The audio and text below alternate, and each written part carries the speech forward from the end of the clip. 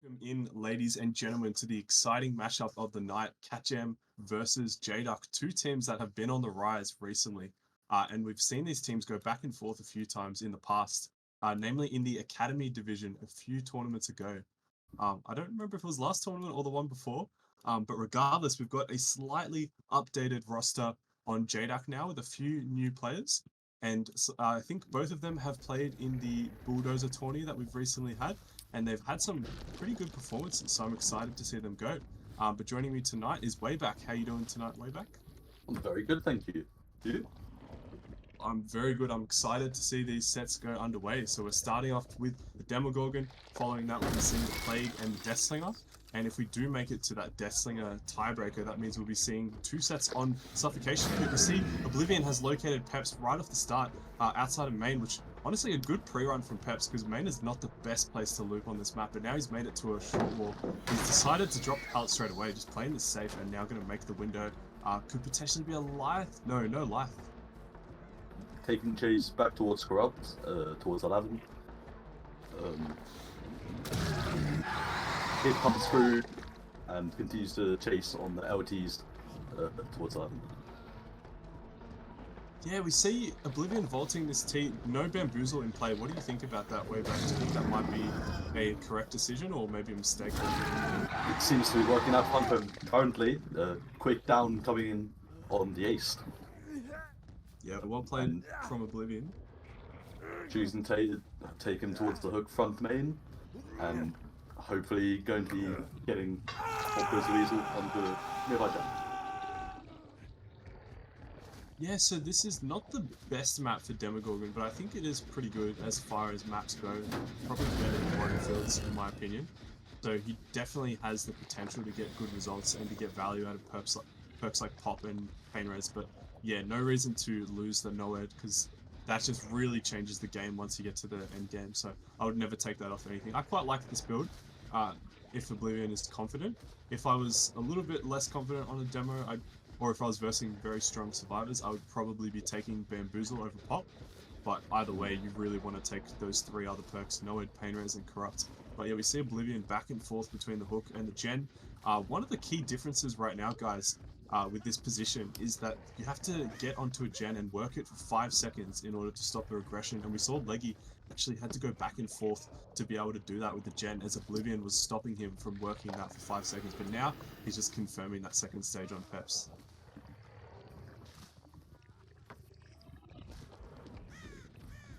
Chooses to go back towards the gen and pressure the survivor off, but quickly returning back to the hook, maybe hoping on a trade for the unhook on the ace. Presses the survivor off of the gen with 11 and commits to chase. Yeah, Oblivion gonna break this pallet now. Seems like a hit onto Mayonnaise, unless she dodges. Really nice dodge. She get that VOD now on the window. Oblivion probably overcommitting now. If I were him, I'd go back and get that tunnel onto Peps to try and get that death at 5 gens, and that's what he's doing. But the paint, the For the People really ruins his plans. It now makes it quite difficult. As the Demogorgon to chase a healthy survivor with that much distance, really you could lose all your gens if you were to try and do that. So if I were Oblivion right now, I'd be trying to get HTG to get that Pain Res and just guarantee that you can get multiple fresh hooks while getting passive slowdown, rather than trying to look for Peps, who might be difficult to find and even chase as well, being that he is fresh right now. We now are chasing the injured David, who, when he goes down, is going to be Pain Resonance on the most progressed gen. So consistent slowdown. Currently not many gens popped, just the one. So lots of pressure coming in from the killer. Yeah, Down comes it. Oh, yeah. Sorry, continue. You're alright. So we're still at, I was gonna say we're still at 4 gens, but not anymore. So Caster's Curse there. But it looks like this will probably be a Pain Res. Yeah. So actually Oblivion's still in quite a strong position, even though he lost that tunnel onto Peps. I think what he needs right now is to just cycle through his fresh hooks, and he could probably get a 7-stage 4 fresh by the end of this game, which would be a respectable result. Suddenly. Scouting the main currently, trying to cut off anybody going for save, and then chooses to check around bot mid. going to 7, committing to 7, and catches 2 survivors leading the gen, pops the gen. I think that might have been a misplay from Oblivion. I know he really wanted to pop that gen, but I think he could have gotten a free tag on either of those survivors as they pre-left, especially the one that ran towards the harvester. He could have gotten a tag there and then popped the gen. But yeah, wanting to pop that gen meant they both got away free, and we know they're both going to wrap that gen. It's going to pop very shortly. So Oblivion needs to find either Leggy or Mayonnaise and continue to barbecue hook right here so that he can get those pain res stacks, and obviously the fresh hooks, which will award you more points at the end of the game. Chase coming in onto the Kate here, and just continuing to chase around 9. Pallet's already gone, so she's pathing him well, making it back to 7, buying survivors more times on gens, taking it bottom, allowing them to potentially work up gens. Oh. Kit's coming through. Yeah, unfortunate from Leggy there. He played that quite well, very patiently, but barely got hit.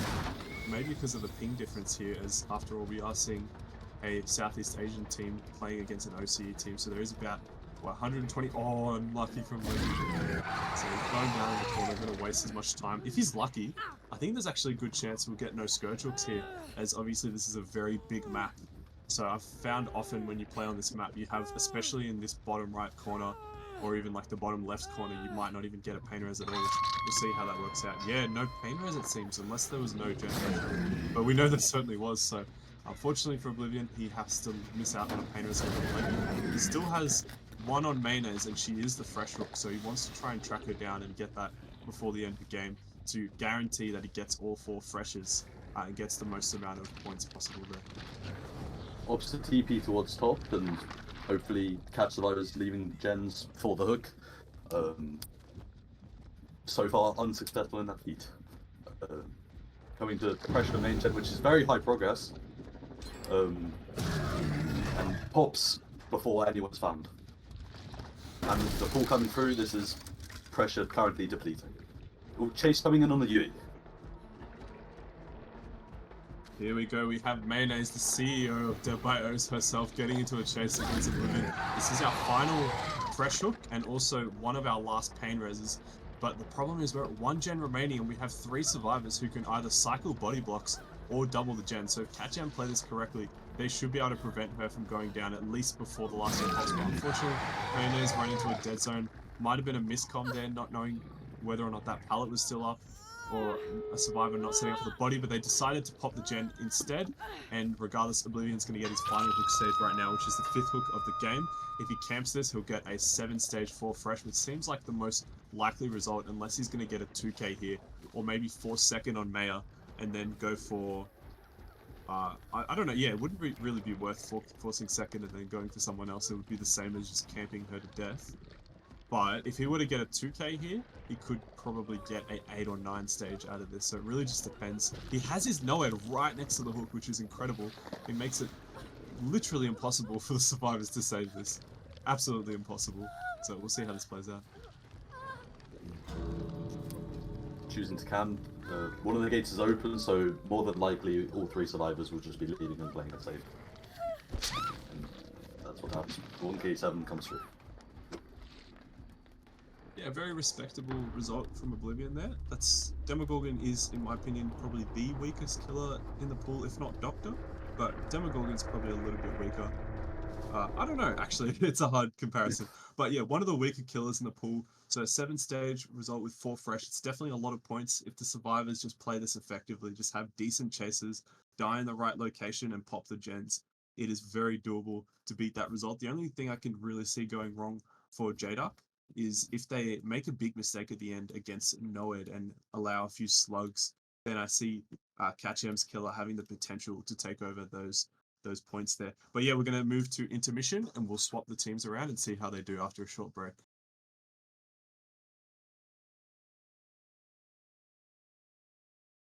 All right, welcome back in, ladies and gents. We had a little bit of an intermission there while we resolved some lobby issues that were happening. Because we are playing a very functioning game. But fortunately, we seem to be loading in properly, at least I hope. and we're going to be seeing Gaffic on the Demogorgon versus the survivors of Jduck. And we already see a roster that's quite different to Jduck from last season, where we have a few of the newer players on board. But once again, like I said previously, they have had this King Bulldozer tourney, the OC Champions League, to kind of prepare and learn the game, and now they're ready to go. I believe one of the Jduck survivors, unfortunately, is asleep at the moment, so we'll not be seeing him join them. But we have this roster instead with Smith, Hunter, Winterfell, and Oblivion. So Gaffic is going in, trying to fight off this very difficult win con with the exact same build that Oblivion ran last game. So I think this will really depend on how quick his chases are going to be, and whether or not he can get some pressure with Noed in the end game and get the stages that he needs to, you know, meet that win con. Choosing to check towards the shack when, as we saw at the start shortly, all the survivors were stealthing up towards the top side of the map as they spawned left side. So currently finding no one and wasting a decent amount of time having to traverse all the way back up to the top side of the map. Yeah, a really bad start for any killer, let alone an M1 killer, when you're taking this long to find survivors, especially on such a big map. We can imagine there's probably survivors already starting 6th right now since it's so far away. We have located a survivor, and that is, I believe, Winterfell, the absolute GOAT, running towards this 11 pallet gym. We'll see how long he's able to last. This is a bit of a zone pallet. Oh, that was a strange animation, but Winterfell does make that pallet. Chase continuing on 11, it's swiftly coming through and they're taking distance towards bot side. Chase going to jungle gym at 9. Yeah, and Winterfell just pre-dropping the pallet, playing this quite safely. Gaffic unfortunately not making that shred. Winterfell is just going to camp the pallet, and we see, oh, Gaffic got absolutely robbed there. I've never seen a better example of the Demogorgon shreds just getting robbed on pallet breaks. So that's really unfortunate. Winterfell is lasting so much longer on this short wall than he really should, considering that we just want this pallet out of the way. But now Gaffic has zoned him, and Winterfell making his way back inside the map so he doesn't get zoned at 11 corner. He still does go down around 9, but this really depends on where the gens are being progressed, if someone's on 11 or not. So I'm not too sure about that, but Gaffic is probably going to hook him on this 9 tile for a little pain res here. They're more than likely also split from main, so that's really good pressure from the survivor side into the start of this game. Killer traversing towards bottom, trying to get some pop value. Unfortunately, no gens very high progress, and chooses to kick bottom mid. Yeah, I think in Gaffic's position here, could argue maybe he would be in a position to leave a little bit to try and get some pressure, because the worst thing you would want in a with a win condition like this is to have all 3 survivors just splitting different gens while you camp to second. You would just lose so much gen pressure by doing that. So I think he might have to pressure them a little bit, as we're seeing here, which is good. Slow down the pressure a bit, but now he kind of needs to confirm that stage. We have some good information. We know where 2 survivors are. So if there is a survivor stealthing around 11, they will be the only one ready for the save. I don't think there is anyone there though, so Gaffic can confirm this to second. He does have to worry about that anti-camp bar, however, because he has been staying close to Winterfell for a while. And obviously we see Winterfell hitting second, but what this means is if the survivors choose to let him hang and Gaffic goes back a little bit more, we could see Winterfell hobbying before he dies on hook here, and these survivors won't have to set up the save at all. Chase coming in on stun on unstone for Renato. Chooses not to commit to chase and go for a tunnel out on the UE, portaling back towards top, where Chase is likely to stay. But he appears to have lost his tunnel out. I hear a lot of gen pressure on that main gen. That sounds kind of scary. Gaffic's got to abandon Winterfell at this point since he can't find him. But he's, yeah, teleporting back to this gen over at 6. This is pretty good. We know that there's no more shack pallet left, so he could engage in this chase right now with Hunter to try and get that pain res to slow down the game and get the stages he needs to make this a tie or a win for CatJAM. But Hunter playing the distance of shack very, very well, trying to delay that hit as long as he possibly can. Maybe going to go for the window now. Makes it barely on Gaffic's ping against the SEA survivors. That was insane that landed. And Hunter is still continuing to play shack. Hunter is a crazy survivor, guys. Give him some hype in the chat. This guy is gonna have an amazing DeadByOCE career once we see him a few tourneys in. But yeah, avoiding Gaffic, wasting as much time as possible, and now choosing to take that hit with distance and running towards. I think he went 3, but wait. Took his distance and Yeah, didn't I track think him Gaffic properly. thought he went Shaq. That's very unfortunate for Gaffic. He's in a really weak position right now. That slip up might have cost him any chance at recovering the game. He can't necessarily get a paid resin before those last 2 gens pop, I think. Depending on how quick Cordette's chase will be here. But she's making it to 3 completely fine. Maybe not. Although that down onto Oblivion is quite good for Gaffic and it might give him the comeback he needs. But yeah, like you said, first of all, him losing the tunnel onto Winterfell was very unfortunate, and then losing Hunter at Shack there was just absolutely unfortunate. But yeah, he's gonna get that pain res now on Oblivion. That's gonna hit the 6th gen. We saw someone miss a skill check on 11 gen as well. So we know, oh, it didn't hit 6 at all. Oh, it did actually. I take that back. But now Gaffic's gonna portal, and this is exactly what he needs to do right now. He needs to try and find Schmidt and Hunter, especially Hunter, who's injured right now somewhere across the map. He's popping his 9 gen now, so he's going to slow down the gen pressure. But he needs to engage in a chase. I don't think camping is the play at all here. Getting the 2nd stage on Oblivion is really not going to do much for Gaffic. He needs to get these fresh hooks right now. We see 11 popping. That's now 2 gens here with a lot of progress. We have that 9 gen and also the 6 gen that's trailing behind. So Gaffic needs to get a down very quick for that pain res. Otherwise, I don't think he can really meet this win con unless something crazy happens with Noed at the end. I think the best he can hope for, really, is getting another hook in before the last gen pops and trying to find that last fresh in endgame with Noed. And trying to play for the draw win con. Right, so we're only at 3 stages right now. Even though we are chasing a fresh survivor, it's not going to be enough to get that win con. I think if Gaffic immediately left Oblivion on hook and tried to find Hunter or Smith and got that pain res before the 1st gen, he could have played for a tie by getting the last fresh in the end game. Now it might be more difficult, as we might see a gen actually popping before he gets the hook onto Smith. If he manages to get this pain res though, no, this is really unfortunate. What he needs right now is he needs Hunter in order to make this a tie. He can find Hunter and kill him, and he can tie the game. So the stakes are really high for Gaffic. He needs to find Hunter wherever he's stealthed. But we know that the survivors from Jduck are going to try and protect Hunter at all costs, because if any of them die other than Hunter, they can guarantee a win for their team. But Hunter's death here would result in a tie, which is not exactly what they would want after a strong win condition on the killer. Indeed. Choosing to portal towards 11, hopefully pressuring Hunter off the gate if he's not already pre-stealthing. But no, it doesn't find Hunter. Instead finds Winterfell and chooses to return to hook, and Noed's gone. It appears he's lost his chance. We do see Hunter there running near the harvester. However, no Noed makes this insanely difficult. He's going to have to get these 2 hits before that gate at 4 opens. The gate has no pressure, so the survivors are going to be trying to leave and give him hatch. This is actually winnable for Gaffic if he sits over the hatch and the survivors leave too prematurely, which would be a mistake. But no, he's deciding to go for that 11 gate, gets the tag onto Hunter. He's going to take his distance, but now we're going to be seeing some bodies come in. We have 2 healthy survivors who can... Oh, what is happening right now? Oh, he's portaling. I think the spectator bug is a little strange.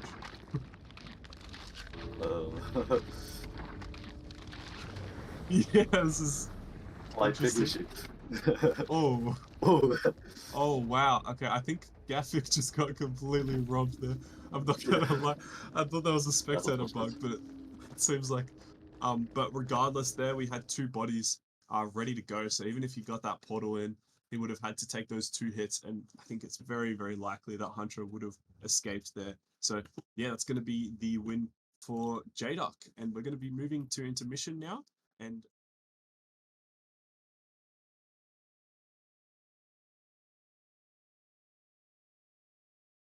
all right, welcome back, folks. We are now entering into the Plague set. We saw Jduck have taken the first set of the night. I'm going to look into the VIP tipping real quick and see if things are going as predicted so far. We saw the Demogorgon set. We have 16 votes for Jduck and 8 for CatJAM, so it seems like most people were right.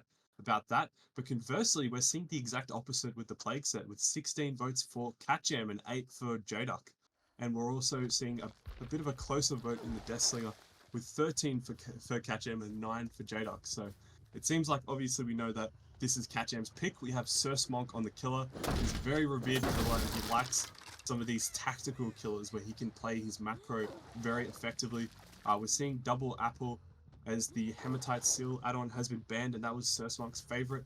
So no longer able to use that. He's going to use his apples now to be able to have access to more pools across the map. I'm really curious to see how Jduck play this, because this is a killer that doesn't really depend on ping very much. It's very much macro orientated on the survivor side. So if they play effectively and communicate well amongst themselves, they can really overcome this ping barrier that you would see on other killers. It also appears that he has a very useful pool main, as he has a 4-gen topside and late game that should help him hold it if he chooses to do so very nicely. First chase coming in on Nato, now Shaq. Immediately goes. Sun coming in. Perfect. Chooses not to commit. Sorry, continue. Right. Yeah, no, sorry. He just got that infection, and now he's going to head back to the top side. We see the survivors came in, tried to wrap the gen, so now Sir Smonk just wants to spread his pressure as best he can by getting as many infects as possible. We do see a survivor is here at this Ormantide, but we don't know exactly where, and they seem to be playing very cleverly here, and we just can't even get a hold of them. So, yeah, Sir Smonk has completely lost them. I wonder who that survivor was. Still continues to look for them. I guess he doesn't check out much side and continues to go back to top side and protect his current 3-gen. Yeah, that's it. And really, this is the safer play for him to play these gens, as we do see the other gens are still corrupt. He wants to try and make sure the survivors don't have any progress. But where this goes very risky Waybaq is that corrupt is now ending, so survivors have the entire map to start working gens, and I think the bottom side is going to be very easy to break while Sir Smonk plays around this 4-gen top. We see scratch marks. Someone was on that 3-gen recently. Sir Smonk is checking the edge map and finds Oblivion, who would have been the survivor that juked him out last time, but can't do it again. Gets to infect very, very quickly on Oblivion. And now this might actually be a good chase to commit to, knowing that Shack Pallet is gone, and he can probably Bloodlust Oblivion, or just kick this Pallet, this God Filler at 5, and just end the chase immediately. And chase interrupting an active gen as well, and I think that was one of the only gens they had current progress on. So, like, the fairly poor start is being quickly brought back from the killer here. The Volt on Shack window, choosing to take distance now to 8. Yeah, a very scary palette though for M1 killers. We know it's called the Godfiller, as it has very good check spots the survivor can play. So Smonk correctly choosing to take power, but very risky to not go for Oblivion there. He's going to cross the map, which gives the survivors a lot of time to either stealth or pre-leave their gens. So this could go somewhat poorly for Sir Smonk, but at the same time he does have his 4-gen top that he wants to play, so I can understand him wanting to chase here rather than commit to Oblivion. But he's going to be chasing Smith in this dead zone. He doesn't have much at his disposal, but missing a very important a vomit there. What would you call it? The corrupt purge. He's kind of getting juked right now by Smith Edgemap, who just completely outplayed Sir Smonk there and just running corner, doing his thing, dodging around. And what that means is that Sir Smonk's going to get this hook, and he's not going to have any power left thanks to that juking there from Smith. So insane play, and we do want to pop one of these top gens to break the 4-gen. So once he loses power, the survivors are going to be able to push 10 and 11 as effectively as they want to. They've had a lot of potential time to be working it. They should be fairly high progress now. Interrupting 11 and... Oh no. Sorry.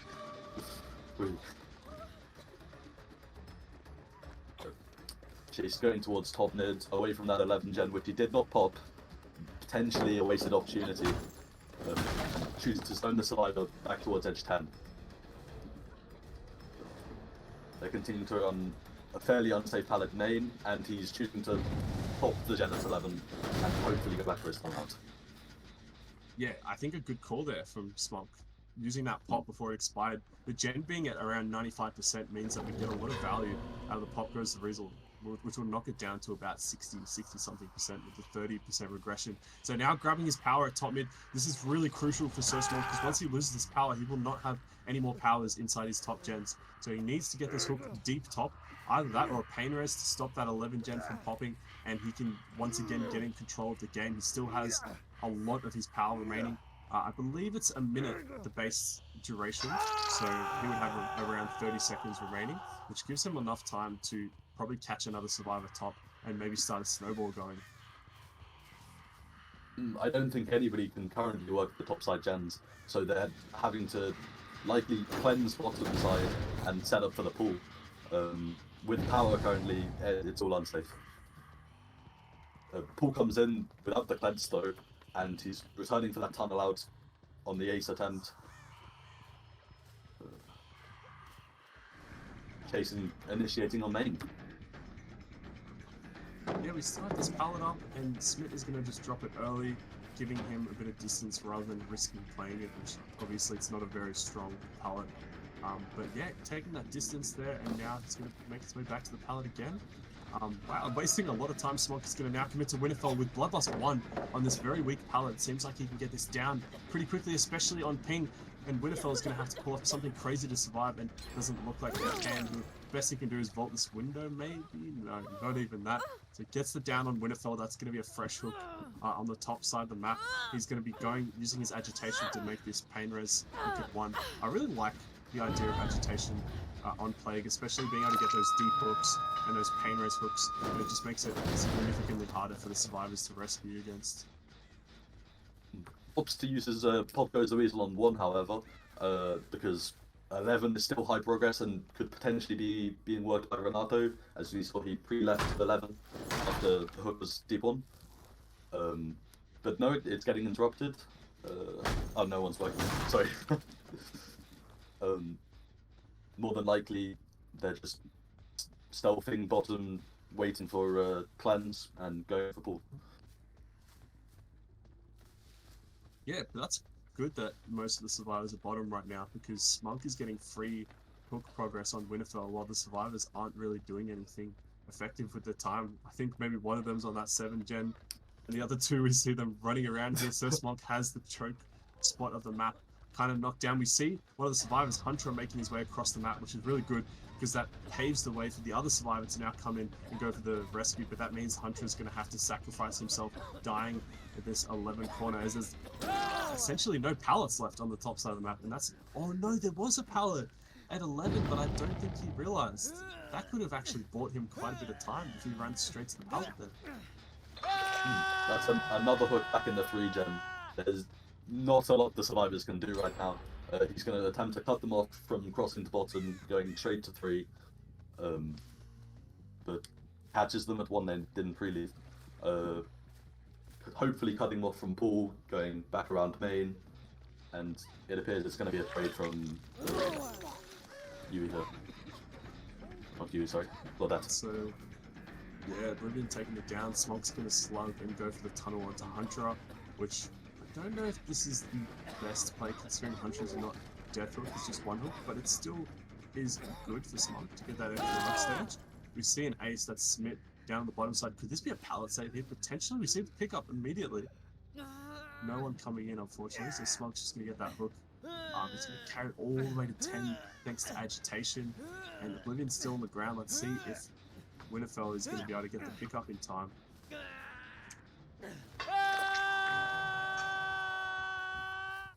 Unfortunately not, I believe. That'll be the pick onto Claudette and another hook. Also 11 on the 3 gen. Not looking good for CatJAM survivors. Yeah, he's going for that deep 1 hook, so it seems like he wants that pain res. The 1 gen has a lot of pressure right now. Smunk is going to hook. Now that's Oblivion, and the pain res hitting 1 immediately. We saw the rescue come in onto, I think that was Hunter. Yeah, Hunter on that 10 hook. Now we're seeing the chase onto Winterfell. We have both of the other survivors on the left side. That's a sprint burst there. He's going to abandon, and Smunk is just going to make his way back into his gens once again. Still holding his 4 gen together. I think eventually one of these gens is inevitable to pop.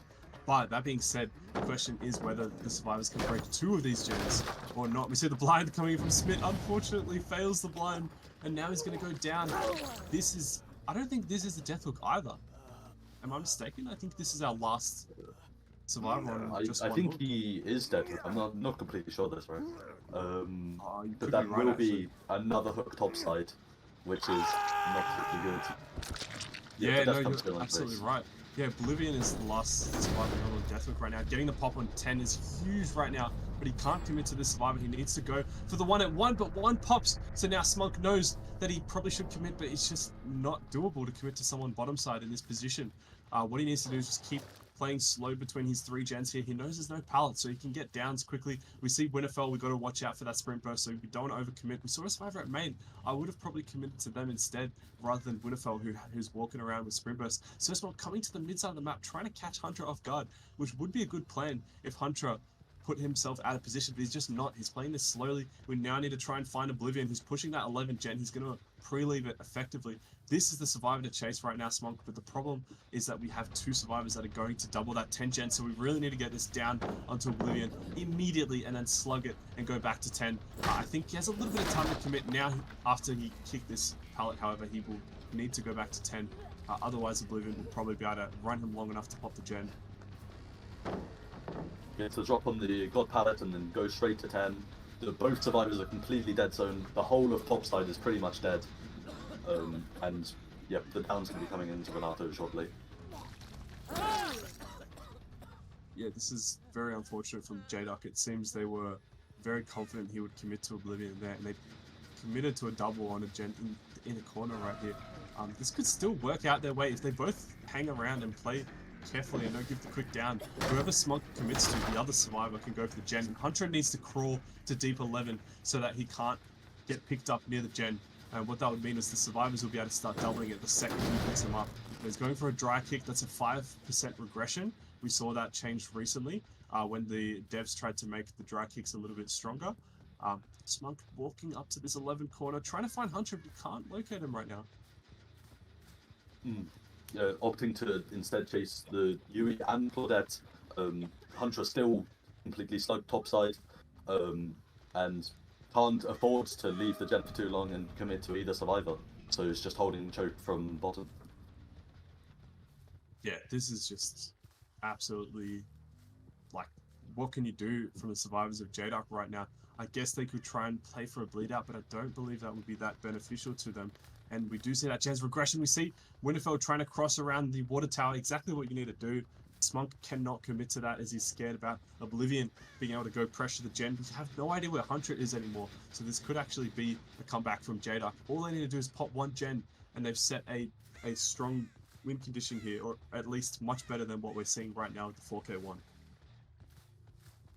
Indeed, it appears Hunter's crawled far potentially to 1, as we saw Yui was crossing up right side before, and Claudette is likely to stay bottom and slowly play to 10. Chase is coming in on Winterfell now at main.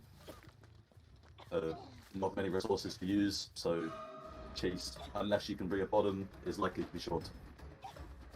Yeah, absolutely. And even that God filler at top mid is gone as well. But he's going to drop the nose, committing to the chase on Winterfell inside main. Winterfell just taking distance here. He still has that window, actually. He could try and do a bit of juicing with this, or he could just hold W to this other window, which probably is the better play, and then play his distance around the main building to waste as much time. The issue now is that he could always drop for that 10 gen, which is exactly what he's doing. And Oblivion is kind of left in the edge map here with no exhaustion to really work with those sprint bursts. But we see the pickup coming up from Winterfell onto Hunter, and now the greed from Oblivion, maybe making the pallet again. We're going to see with the bloodlust plus the ping. It seems like he gets the drop now, and no vault, and Oblivion is playing out of his mind, but Surspunk is carrying the bloodlust 2 and heading straight back to this 10 gen, trying to catch these 2 survivors out of position. We don't see them at all. This means they could be doubling 11, which could be very scary for Smunk, as Oblivion's going to be showing himself, trying to get chased and trying to pressure that 10 gen while the other 2 survivors are pushing that 11 gen, I believe. Yeah, we just saw Yui around 2, and Renato's pre-leaving 11, which is not very high progress. So it's unlikely they're going to be able to pressure 10 enough without him constantly committing back to it. Chase is attempting to be brought bottom, but he just doesn't commit, and the gen will continue to regress, I believe. Ladies and gents, we are in an unending tug of war right now between CatJAM and Jduck. This game seems to be going on and back and forth between the two teams as the situation is changing right now. We see the Lithe coming in from Hunter. Smunk has to drop and commit to 10, but the survivors, we see both of them actually caught out here. I think that's going to be the down onto one of them, but he goes for Oblivion, who makes the pallet. A huge mistake. He will make this pallet, Jim. Whereas Winterfell might have been downed there, and now he's going to go for a little bloodlust and some mind games onto Oblivion. He knows he needs this down right now, but Oblivion doesn't hold the check spots and unfortunately goes down. His Smunk needs to slug this, I feel. Going for the hook here could be very risky, but actually, if he manages to look at 10... they might pop. Yeah. Gonna be straight there for the pop. This could be close, actually. No, not enough to pop. Enough. But what about that 11 gen? We see, hold on. Yep, it seems like they'll get 11. That's a double as well, so down 1. No! Skill check, that's it. Oh, that's so unfortunate. Oh, the survivors played this 3v1 so incredibly well here. I felt like they should have deserved to get that last gen, but very close yet so far. If Oblivion had lasted slightly longer on that pallet gym there, or if he'd run corner 7 instead. Wow, yeah, this could have gone differently, but what an incredible game. I think both teams played this at a very high level. We saw Monk was not, he didn't get, flustered there, and he didn't overcommit to a chase that he should not. He played this very carefully from start to finish and made sure to always defend his gens and not let the survivors get the best of him. And we saw from the survivors here very little mistakes, playing very well coordinated and tackling these top gens and also preventing Smunk from getting top hooks. So what do you think of that match we just saw, Waybaq? Very, very well played from both sides. It's going to be very interesting to see how both teams play next set, maybe a different change in perks. I'm not too sure. Hopefully, I'm not sure, sorry, lost my train of thought. Yeah, no, that's all but right. it's a difficult win to con nonetheless. Okay, one, very good. Yeah, definitely. It's putting CatJAM in a position where they could tie this set and win this set and move towards the tiebreaker. So we'll see how it goes after a quick break.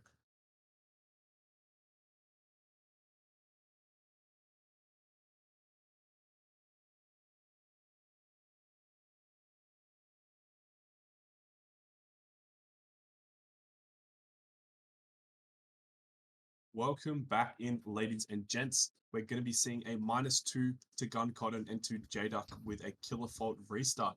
And the ruling has been made as the rules say that if their game crashes before 2 gens are completed and they show evidence or a recording, there's a no penalty, killer fault restart. However, unfortunately, Gun Cotton was not recording his game. Therefore, it has been agreed to have a -2 penalty to Gun Cotton, which means that he needs to get a 4K2 in order to tie this set. A 4K1 would be a win for CatJAM, and a 4K3 would be a win for Jduck. So really excited to see how this goes. Gun Cotton had an incredible start last game and was just playing phenomenally well, just completely out of his mind there. So if he keeps up the same pressure this game, I think it is possible he can 4K2, but he definitely has his back against the wall right now, and he's going to have to pull off something crazy in order to make it happen. Yeah, certainly. Just throwing up on all the gens, like top side and mid, and checking for any survivors, stealthing bottom, hoping to cross towards top and get started on that early gen pressure. Checking towards 9 now. Survivors might have already crossed the top. They've had enough time. And yeah, pops to check top just in case. Yeah, good idea. You don't want to risk having a survivor cross and start working these gens. I thought I saw a survivor there at that pallet, but maybe I'm actually just crazy. I don't know. But Gun Cotton now just checking the ed map, back to bottom, trying to find the survivors. He has spotted someone over 7. If I were him, I would commit right now to try and get an infection, because if you don't, and if you lose a survivor... Wow, really good attempt at a stealth from Mayonnaise. I thought she would have run at the hill there, but no. Gun Cotton got a little bit of spray on her. I think if I were him, I'd definitely leave right now and go back to your top gens. However, these bottom gens aren't bad, to be honest, and I think It seems like Guncon wants to play these bottom gens. He wants to get this full down onto mayonnaise and hook deep inside the 4-gen. Kind of a soft 4-gen bottom. Yeah, it's definitely better than the top gen, so I respect this play from him. Fizz getting infected tells us pretty good information that she has worked one of the gens that was recently vomited on. Unfortunately for me, I don't remember what gen that was, so I have no clue where she is. I believe probably towards 10. But Shack Pallet going down. Fairly long chase already coming in on bot side on Fizz. No, Mayonnaise, sorry. And Dam coming in at 5. Likely high pressure top side. And with the win condition of 4K3, it's not looking too good at the start of this game for Gun Cotton. I think I would have gone for that basement hook actually if I were him, rather than going for this pain rest. But it is a difficult dilemma, so I can understand him wanting to do that. But realistically, we have a lot of pressure top and basically none bottom, so I think it would have been more beneficial to go for that shack basement hook, and then you can tunnel mayonnaise later and get the pain res on her. But yeah, he's taking his power. Might be a little bit earlier to do this, but it does stop the survivors from being able to pressure these gens, which is pretty good. But yeah, if he did pull that power a bit later, he could have just forced death on Maya right there. Yeah, opting not to go to a basement hook means that he can't really protect the hook as freely.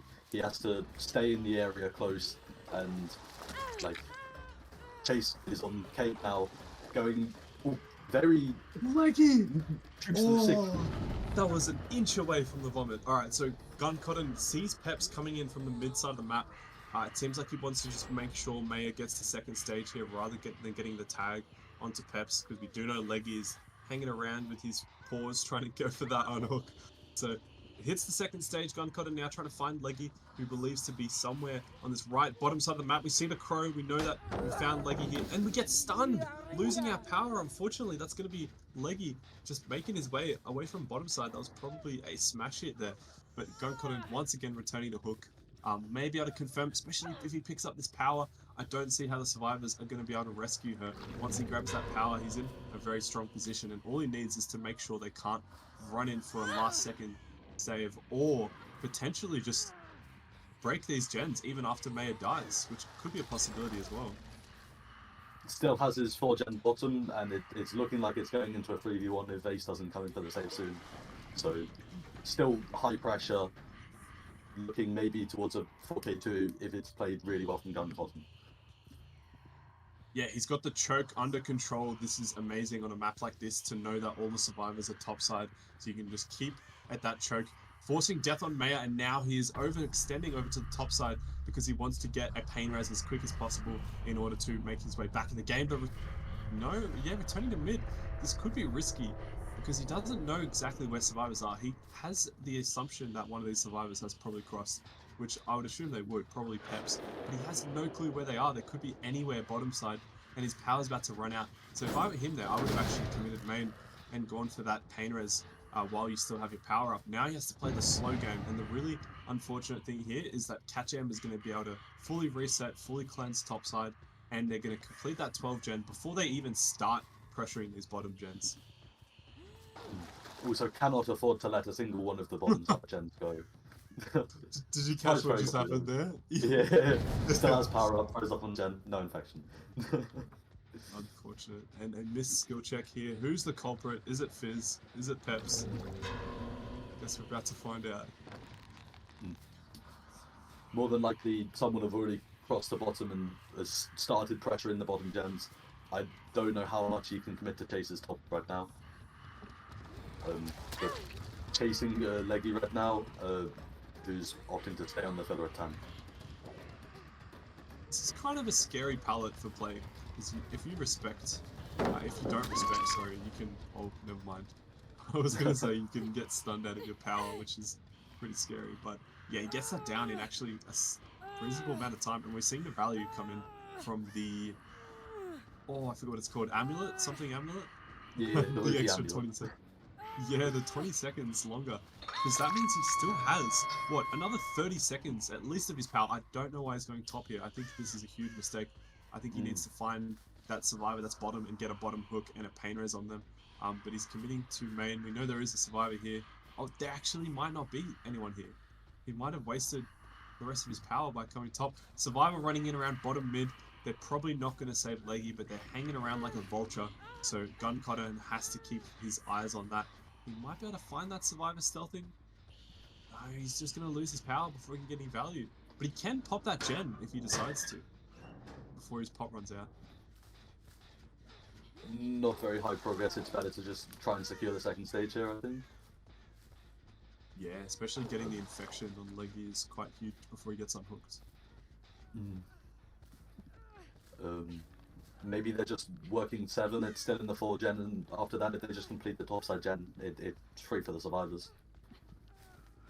But second stage comes in on Leggy now.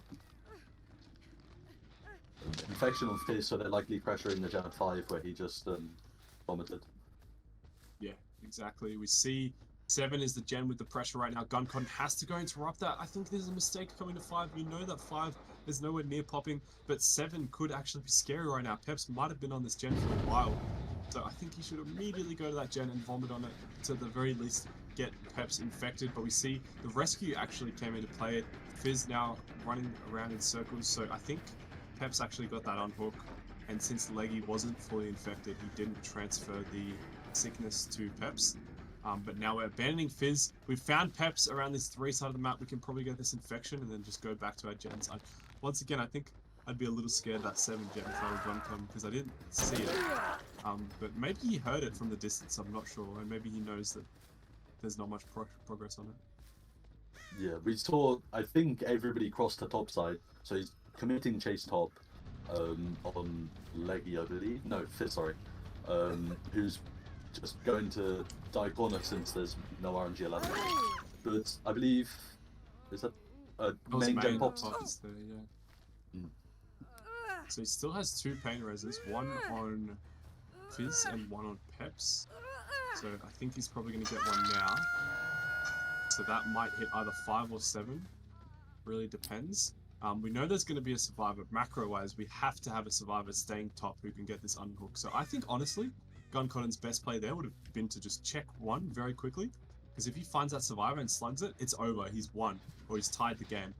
But coming bottom now you're giving them a chance to get that free pull onto Fizz. You know that these gens aren't really that highly progressed, except for maybe 7. But I think Guncotton can see this gen. Yeah, he knows it doesn't have pressure. I was a bit worried because with the stream quality I couldn't see the gen, but he can definitely see it. But the unhook coming in, we know that there's one survivor pressuring 5 very slowly. So yeah, like I said, if he'd found that survivor stealthing at 1, the game could have been pretty much over right there. But he is coming back to main regardless. Starting to chase, I think, Ped? No. Not close. Yeah, no, like they're probably going to be going to double bottom side gen while chases kept top on main. Like still decent number of resources, so it could last a while, and it could just be enough to get them that last gen that they need. Yeah, like this death hook. Well, like you said, if these 2 survivors double one of those gens, realistically, a double on a gen takes about 45 seconds to complete, maybe a little bit more. So, you know, they really do go by very quickly, especially if a chase lasts like 30-40 seconds. That's enough time to complete it. We see Leg coming down over at the mid. I would slug if I were Guncotton. I'd be very worried about a double right now, just to make sure. But he is going to go for the pickup, and maybe he's... No, he doesn't get in time, unfortunately. Overcommit onto Leggy, and that's going to be the set going towards CatJAM. Well played, well played. Hopefully catching a survivor out on the tower, and yep, Oh wow. Fizz goes down. Ops to slug, maybe saw Peps at Shack, I think. Yep. Yeah. And so that will be 4K1. So close. Well played from both teams here. But yeah, 4K1 result. Very unfortunate about Guncotton's internet disconnecting there, but what that means is that the set will be going to CatJAM here, which means we make a Deathslinger set. I knew we were going to go to tiebreaker here. I had my money on it, honestly. And my tipping on it as well, so I'm 2 for 2 so far. We'll see how this Deathslinger game goes. And this is a lot of momentum now for CatJAM going into the third set. hopefully completely turning things around for them. Yeah, they'll be starting out on the killer, so maybe that'll be a little bit better for them, as the survivors will be able to play around their win condition. But I'm curious to see who will be on the Deathslinger. I think, if I were to guess, I think maybe Gaffic, but I actually have no idea, so that's just a random guess. We'll have to see. Indeed. Here we are picking this arena. That's the end. Yeah, so a 4K1, a respectable result for Plague. I saw 2 4K1s tonight, but I think both games we've had the survivors fight pretty hard. And obviously this game we have survivors playing their win condition, which is just to pop 4 gens, and they managed to do that. So exactly all they needed to do. Gun Cotton played his macro very well that game. I think his big mistake by far that game that cost him was not going to check 1 when he had a hook at 11 and he knew the progress at bottom side was extremely low. He just gotten a pain res and that 5 gen was probably 10%, and he had the time to check that 1 corner, and if he found the survivor stealthing there and downed him, the game would have just been over right then and there. So very unfortunate. He then went to bottom and couldn't find the survivor bottom, and the survivors got a reset on the game and started pressuring the gens again. And yeah, it might have been overcommit to Leggy as well, as he wanted to get that kill. But like I said, you can't underestimate how quick survivors can get a gen done when they double it. They can really get that done very, very quickly. But that's going to be it for this Plague set. We're going to move to intermission now and see how the Deathslinger games go.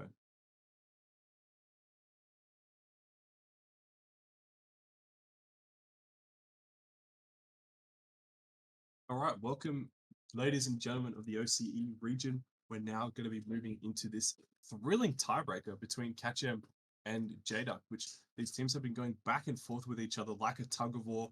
We saw a powerful performance from Jduck in the Demogorgon set, and honestly a very close win. But once again, a very, very close win in the Plague set. So we're seeing these two teams are very matched against each other. That's why I was really excited to cast these games, is that teams that are very much on the same level, and the skill expression is very clear, as we're seeing very little decisions that are making huge impacts on the game, considering how close these teams are. So really it's just coming down to which team is playing a bit better, and unfortunately which team disconnects as well, but stuff like that is just out of your control. Oblivion finds a survivor and is managed to track him down, but that was actually good pathing from, I think, Lekki or Fizz? Fizz. So he's gonna get the tag. We also see a very nice 5 gen top if we're including mid gen. Very strong RNG, which you can play for later, but choosing to commit bot side for a very early down. And indeed, the down is very early. Gets the down on to Fizz, and will maybe go for pain res, but I don't even think the survivors had enough time to cross the top, let alone get any progress on gens. Poking 7. Yeah, really nice round from Oblivion. Gonna get that pop going. 4 gen top side, that's pretty unfortunate. He doesn't even really have that good of a 3 gen here as well. So it's not really the side of the map he wants to play. However, getting a tunnel out on Fizz could be really good, even if he does lose both of his 3 gens. So he's coming topside. We see a bit of pressure on this 3 gen. Considering the fact that I don't see anyone here, I think that might have been the survivor that went and wrapped for the save. And likely they're going to be splitting top gens as well, so it could be risky leaving it at the start, I don't know. But finds a survivor here on main and is choosing to chase them and keep chase top, hopefully, and securing a hook in that region. Yeah, I honestly don't hate the brutal pick at all. It's definitely a consistent perk that will give you value throughout the whole game, as we've already seen. Just being able to kick the doors and kick the gens quicker saves a little bit of time, and it really adds up. But obviously the big benefit of that is in chase, when you're on a pallet and you're not very confident playing with the Deathslinger and being able to get the chain on. You can just kick it, get it out of the way, the survivors just edge map zoned, and you get a free down. So pretty valuable. I would say confident Deathslingers can probably go without it. That being said, I can't think of anything that would be more valuable unless you want to run an endgame. So I really respect this perk choice, and it will really help out. Even if you are good at hitting your shots, it'll still get you good value. This is a very long chase coming on main right now. continuing to commit to Peps, who has exhausted a lot of name's resources, maybe going to fill it towards 12 yet. And the shot not coming through, unfortunately. First gen popping bot side. Now maybe coming to... Nice shot! Okay, Peps goes down. Yeah, Peps was really taking advantage of the strongest part of the map, which is by far main. Against a 4.4 killer, you can really just take your jolly old time running circles around that. And we saw the advantage there, but Peps now getting a hook this top side of the map, which obviously he has better gens here, so that's nice to see. But no, the gen at 10 popping, even with the pain res, what that tells me is that the pain res hit another gen, probably bottom side. Oblivion missing a shot. I think he could have been a lot more patient with that. He got the guaranteed tag. We saw a double on this 10 gen, so it might have actually been the gen that got pain res, but they just doubled it and popped it anyway. But yeah, huge for the survivors. They've broken this 4 gen topside now, which makes it a lot more challenging for Oblivion, even though, oh wow, and a gen bottom side. So the pressure they have right now is phenomenal on these gens. Choosing to go back towards her. Oh no, committing to chase, sorry, on Mayonnaise. No, Leggy, sorry. I'm all over this. Committing on 3, and nope, we see someone going for save and going back to hook, hopefully getting a free tag. Nope, they go back to bottom, sorry.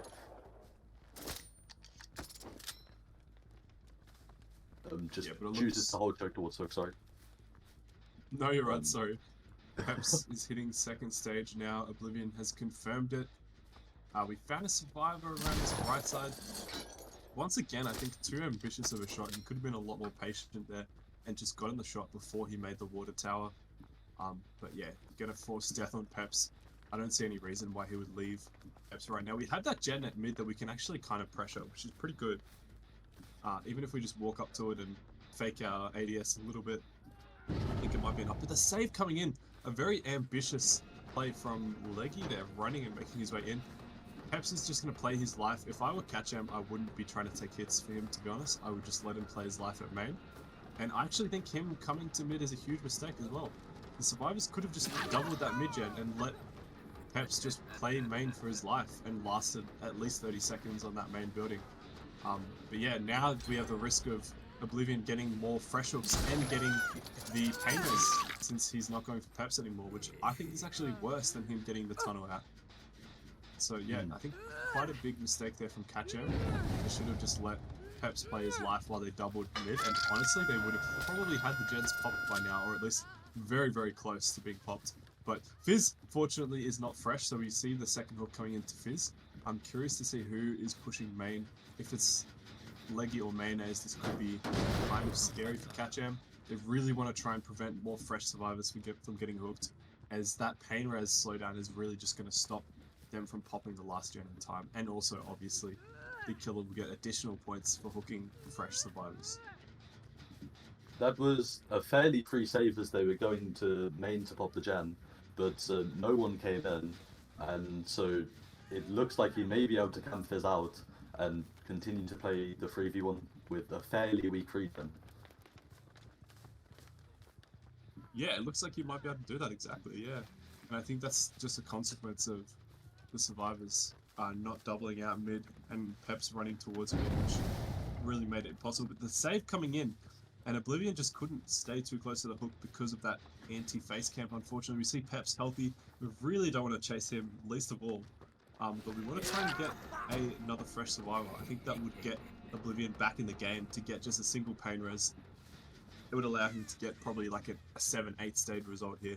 If he can't manage to do so, I think he's still on track to getting a 7 stage though. All he needs is a fresh survivor here, and he has found a fresh survivor. I think that's Leggy. It's so hard to tell because they all have the same shirts.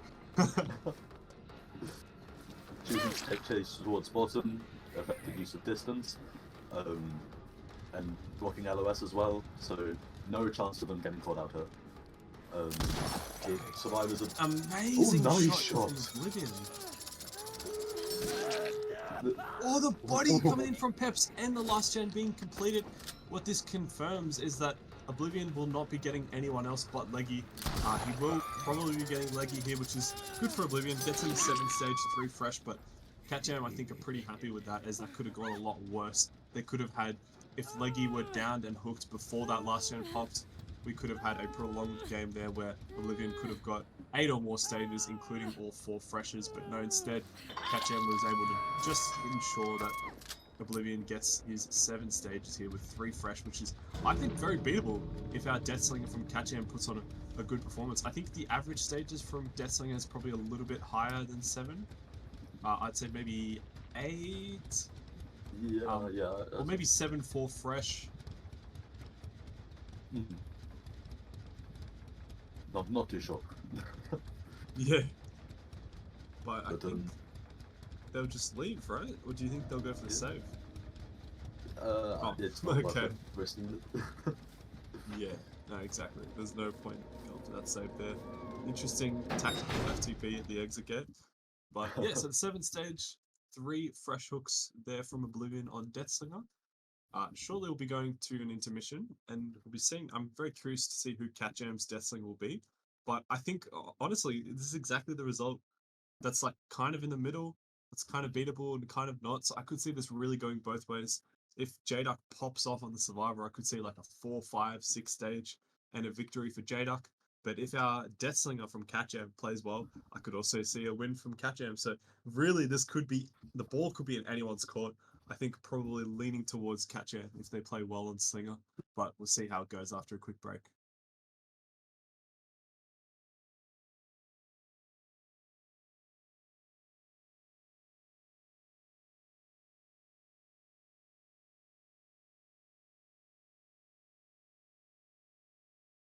All right, welcome back in, folks. We had a bit of a technical issue there. We're back into a game now. So no penalty, no fault for either side.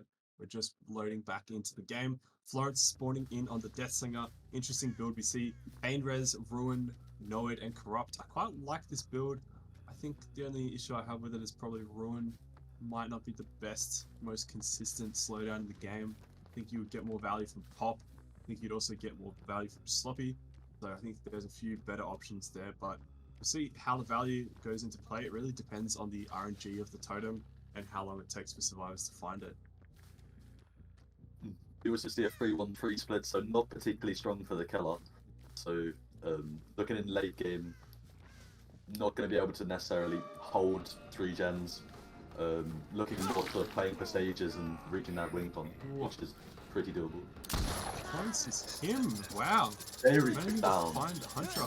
I did catch a glimpse of Hunter edge map there, and then we saw Oblivion run, and I was actually worried that Florence would just chase Oblivion, but no, he noticed Hunter edge map there and went for the easier down. And a very quick down that is. He's well on track to hitting the win con with a start like this. Going to get his first hook on this hill. Seems like not a pain res. Okay. But that's actually not too bad this early on, because you know the... Oh, wait. Yeah. You know the gen pressure isn't that high anyway, so you can kind of save your pain res for a little bit later, which is nice. Yeah, certainly. Hopefully a bit of pressure coming in on topside gens, because bottom it's looking really slow. Finds a survivor running logs, halving it towards top. A very nice shot coming in. Tease the chase of no drops Oblivion actually. No, commits. No, he drops again. And then choosing to camp the hook a bit and not allow anybody save, playing for Wincon. Yeah, just playing this nice and safe. I like the idea of camping Hunter. He's on a hill inside your 3-gen, actually almost a 4-gen. And on top of that, he also has a pain res once he does get unhooked that you can use. So I think Florence can probably go over to 5 after he, or even mid after he hits 2nd, and kind of encourage the survivors to get that save. Because that's probably what's best for Florence right now, is if they get a very early unhook and he goes for the tunnel on Hunter and gets that pain res, we could be seeing a death at 3 or 4 gens there, which would be phenomenal given the win con. He could go back and like just camp out Hunter now and be in a very, very nice position for a later game. So and he's choosing to do exactly that, going back to hook. He's halfway through his hook progression, so Yeah. No survivors crossing to do bot side gens neither, just working on top while they can. Yeah. A gen popping on the top side of the map. Florence is just confirming death now. I think, wow, we see Mr. Ouroboros has finally woken up and he's dodging the hit, coming and juking straight out of bed, boys. This guy is absolutely crazy. He jumps out of bed and starts dodging Deathslinger shots on DVD. So Florence is going to slug him and go for the down on Tantra. Obviously, we know there's still a Painter's available. The only thing we don't know is we don't know where those hooks are, and only Florence knows that. So if he did pay attention the first time he picked him up, he might be able to zone in accordingly. We're going to miss a shot, unfortunately, onto Smith. Smith's kind of running in his way, trying to get him to give a tag, but Florence really wants that down onto Hunter. But now he's coming to Smith. Smith's kind of in a worse position. Gets the drop onto the short wall. This might actually be a hit from Florence if he can play his chain correctly. And he does get the down there, so he's going to be able to get a quick hook onto Smith and then go down and get another hook onto Mr. Ouroboros, which puts Florence into a very strong position here. Indeed. He, I think everybody's topside and they're injured as well, so it's likely he'll be able to get the hook and then immediately go back and pick Mr. Ouroboros. A failed skill check on 10, potentially a reset, or the gen maybe, but more than likely, well, knows the location of 3 survivors, potentially 4. It's looking very good for Florence. Yeah, Florence is in an incredible position here. A 7-stage 3 fresh just seems like a speck in the dust right now for Florence with the way he's been playing. That being said, I would not underestimate Mr. Ouroboros straight out of bed. This guy could go absolutely crazy and completely change the way the game goes, so we'll have to see. I don't think Jduck can really reset right now unless they want to break the 3-gen bottom. If they want to just pump out these gens, and if they can break that 3-gen, I think staying injured is the play, because if you reset, you're giving Florence these extra hook stages on Mr. Ouroboros, and honestly, he just needs that 8th stage and he will win the game. So, but the injured being so close to the hook is so risky. Unfortunately from Smith right now, getting an amazing shot on Smith through the speed boost from life. And that's going to be the second hook now coming in onto Smith, and Florence's 5th hook of the game. If he is to camp Mr. Ouroboros and Smith to death in this area right now, he gets the win con. Really unfortunate position for Jduck right now. It seems CatJAM just has a massive upper hand. This is really unfortunate for survivors, both injured and both hooked very close in proximity. Deciding to commit to chase on Renato, who is close to popping 10, and they get pulled, likely both pulls. But this will be a down fairly quick on Renato. Yeah, and I think that's a... Is this a death? Yeah, this is a death onto Hunter. So 6 stages at 3 gens remaining.